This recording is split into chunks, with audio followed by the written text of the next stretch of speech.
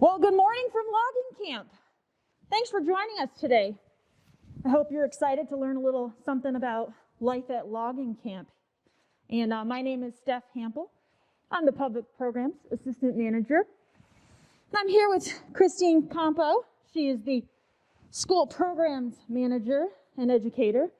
And she joined us all the way from the museum to tell us a little bit about legends and lores of life at logging camp. How are you today? I'm doing good. Steph, I see you're itching a little bit. Yeah. How was your night's sleep in that bunk? I don't know. I had a tough time falling asleep. I don't know what it is about all these. Just itching like crazy today in the beard and. Yeah. Man. I have an idea about that. Do ya? Yeah. Well, there's a lot of colorful stories about life at the logging camp. Okay, and what it was like for these lumberjacks. And Steph, I have to tell you, bugs were a big part of the story. Oh no. Bed bugs and lice were a constant annoyance to life at camp, or what it was sometimes referred to as the dog room. Ugh. Can we think about why it might have been called the dog room? I often ask fourth graders when we do the Lumberjack Life class to give me some descriptive words, some words that might describe, some adjectives for the dog room. What do you think I get? I'm gonna say stinky. Stinky, number one. Stinky and smelly, definitely. Yep. Dank, That's a good one. great descriptive word. Messy, dirty, cold, or hot, because once that gets fired up, you see the guys sitting here, and they're still bundled up from their day out in the woods, those long hours. They're waiting for that wood stove to get good and hot. So it could be really cold for a while, and then it's going to get really warm in there. And when it gets really warm in there, yeah, the smells and the bug activity might get going. Lovely. You'll see the lumberjacks have hung up some, socks and mittens and their long johns, all kinds of, in their wool pants, which you are sporting nicely. They would hang those up on the line to dry, and you can see it also in this photograph here, them hanging their things over the wood stove to dry. So you can imagine what the dog room was like. And the bugs.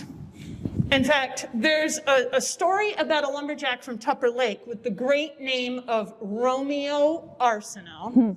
Romeo Arsenault was a teamster, so he took care of the horses. He led those horse teams. And Romeo Arsenault would actually sleep in the barn with his horses instead of sleeping in the dog room with the rest of the jacks. He thought it was cleaner. Yeah, well. Yeah. And I also heard a great story about a lumberjack who went into the woods in the fall of the year when most of the cutting was going on. And he came in with a brand new pair of long johns, the full union suit, okay? Nice thick wool long johns. He wore them into the woods in the fall, and he never took them off the entire time. Months in the woods. We don't know if he actually bathed with them on, but he didn't take the long johns off because he didn't want to hang them on that line for fear another lumberjack might come along and swipe them. So at the end of the cutting season, when he went back home, his hair was growing through the thick wool of the long johns, and he was full of body lice. Ew. Because lice were constant annoyances. And so much so that we've immortalized them here in our exhibit. The top is a bed bug and the bottom is a louse.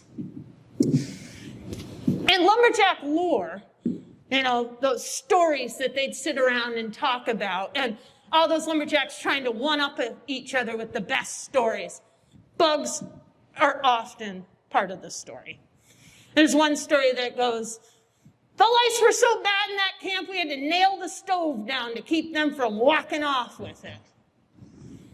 And it goes on from there. One of my most favorite stories, though, is about a group of lumberjacks sitting around the wood stove. And what one of the lumberjacks would say, it would come out, fight. And the other ones would go, fight. And it would go, fight, fight, fight, fight. And they'd start clapping their hands and going, well, how did the fight go? One of those lumberjacks would reach inside his woolly shirt and he'd pick out his pet bed bug.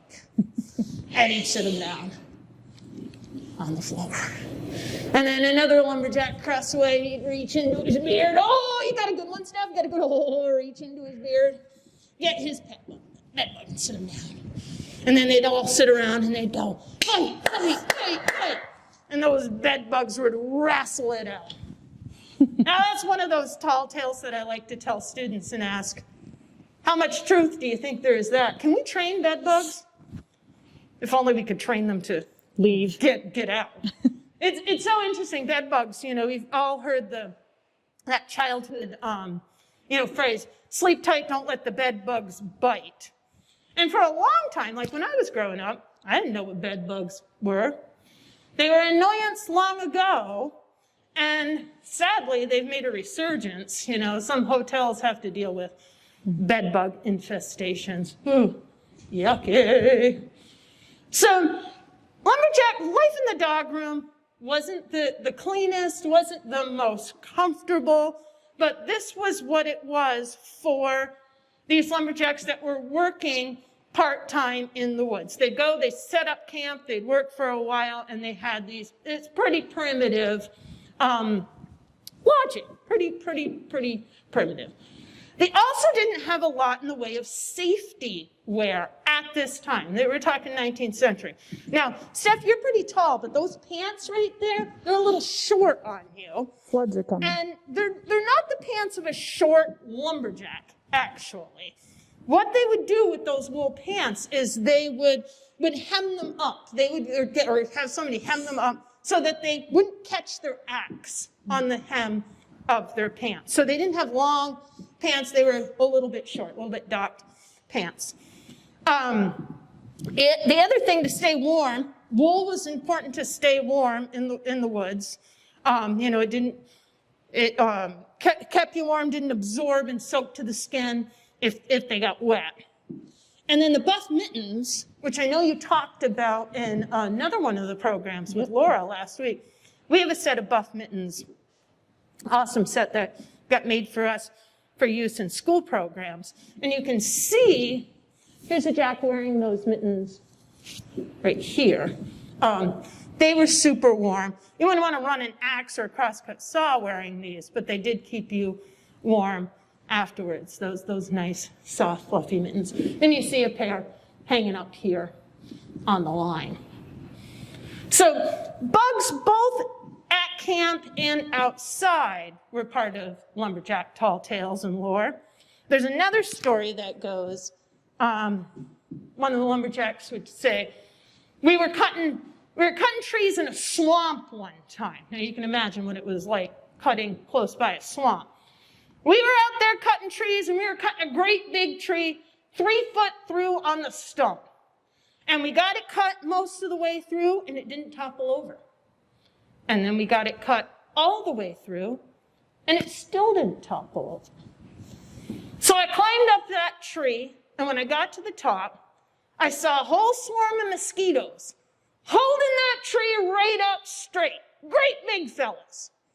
I swung at them with my axe, and one of those darned animals bit a chunk right out of it. So bugs, constant annoyances, but colorful, added color and flair to some of that lore and those tall tales. Well, they had to deal with those mosquitoes back then. We still have to deal with them today, even including those black flies. I know come spring, not too many people are enjoying being out in the woods. Imagine swinging an axe for 10 hours. No, pass. So thank you, Christine, for sharing your stories today. I know I found them pretty amusing, if not giving me a little bit of the heebie-jeebies and itching. So thank you all for joining us today, and make sure to check out our program next week as well. Same time here on the Adirondack Experience Facebook page. Thanks.